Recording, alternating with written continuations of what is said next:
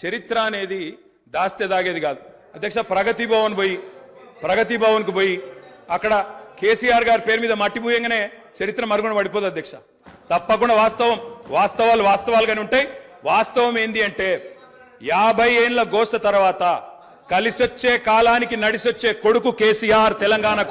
తెలంగాణ తల్లిని దాస్య శృంఖలాలు తెంచిన కొడుకు కేసీఆర్ గారు అధ్యక్ష. ఇవాళ వారు మాట్లాడినారు గవర్నర్ గారు.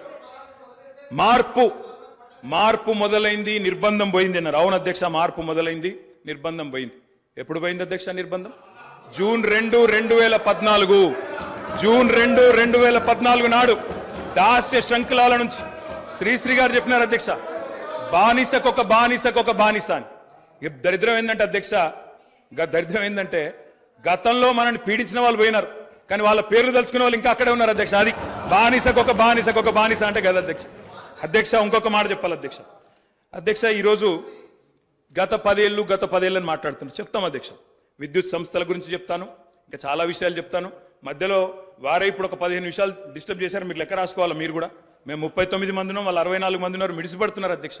ఇంత అధ్యక్ష తేడా 1.85% ఓటు మాత్రమే. 1.85% అధ్యక్ష. ఈ రకమైన మిడిసిపాటు మంచిది కాదు. గౌరవ కేటీఆర్ గారు, ఈ వీడియో కనుక మీకు నచ్చినట్లయితే లైక్, షేర్ అండ్ సబ్స్క్రైబ్.